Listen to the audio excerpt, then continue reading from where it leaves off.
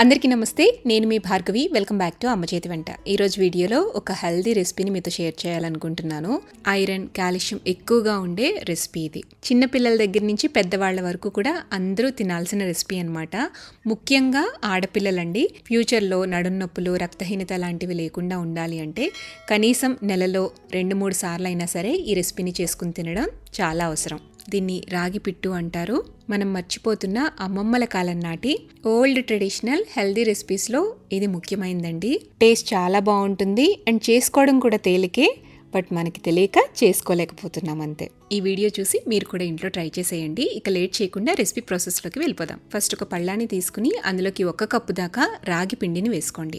రాగి పిండిని ఇంట్లో అయినా తయారు చేసుకోవచ్చు. రాగుల్ని మిక్సీ జార్లో వేస్తే రాగి పిండి తయారైపోతుంది. లేదా సూపర్ మార్కెట్ నుంచి తెచ్చిందైనా రాగి పిండిని వాడుకోవచ్చు. ఈ రాగి పిండిలోకి చిటికెడంత ఉప్పు వేసుకుని నీళ్ళని కొంచెం కొంచెంగా వేసుకుంటూ పిండిని తడుపుకోవాలన్నమాట. ముద్దలా చేయకూడదండి, పొడి పొడిగా తయారు చేసుకోవాలన్నమాట. సో నీళ్ళని ఒకేసారి వేయకుండా కొంచెం కొంచెంగా వేసుకుంటూ చేత్తో నలుపుతూ పిండిని కలుపుకోండి. నీళ్లు ఇన్నే పడతాయని ఏముండదండి. పిండిని చేతిలోకి తీసుకుని ఇలా ముద్ద చేస్తే ముద్ద అవ్వాలి. సో అలా పిండిని తడుపుకోవాలి.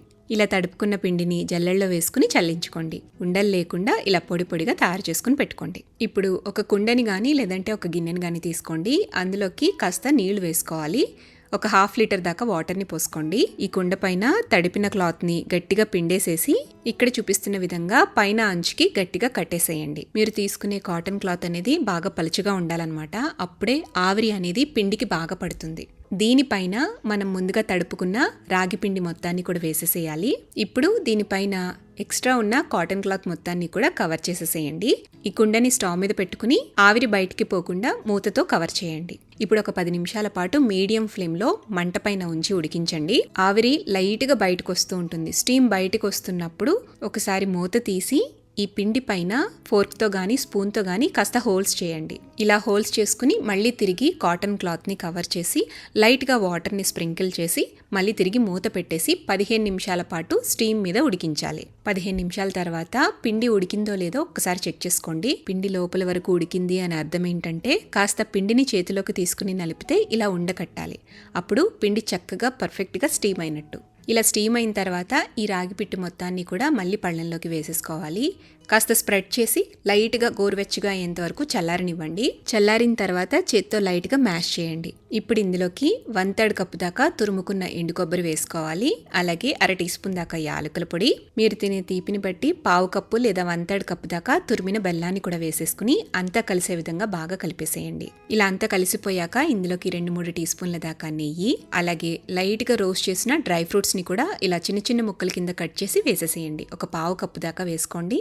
మీకు నచ్చిన డ్రై ఫ్రూట్స్ని వేసుకోవచ్చు. ఇప్పుడు అంతా కలిపేసేసి చిన్న చిన్న ఉండల కింద చేసుకోవచ్చు, లేదంటే బౌల్లోకి కొద్ది కొద్దిగా వేసుకుని సర్వ్ చేసుకోవచ్చు. ఈ రాగి పిట్టుని చేసుకున్న రోజే తినేసేయాలండి. ఫ్రిడ్జ్లో పెట్టుకుంటే నెక్స్ట్ డే కూడా మనం తినొచ్చు. అంతే, ఎంతో బలమైన ఆహారం రాగి పిట్టు రెడీ అయిపోయింది. ఈ రాగి పిట్టుని ముఖ్యంగా మెచ్యూర్ అయిన టైంలో ఆడపిల్లలకి ఎక్కువగా పెట్టేవాళ్ళు. ఆడపిల్లలకే కాదండి, ఈ రోజుల్లో బలమైన ఆహారం తీసుకోవడమే తక్కువైపోతుంది. సో ఇంట్లో వాళ్ళందరూ కూడా చక్కగా తినగలిగే టేస్టీ అండ్ హెల్దీ రెసిపీ అనమాట ఈ రాగి పిట్టు. మరి ఎంతో హెల్దీ అయిన ఈ రాగి పిట్టుని మీరు కూడా ఇంట్లో తప్పకుండా ట్రై చేయండి. ట్రై చేసి టేస్ట్ చేశాక మీ ఫీడ్బ్యాక్ని నాతో షేర్ చేయడం మర్చిపోవద్దు. వీడియో నచ్చితే లైక్ చేయండి, మీ ఫ్రెండ్స్కి రిలేటివ్స్కి షేర్ చేయండి. మరిన్ని టేస్టీ సింపుల్ క్విక్ రెసిపీస్ కోసం అమ్మ చేతి వంట ఛానల్ని సబ్స్క్రైబ్ చేయండి.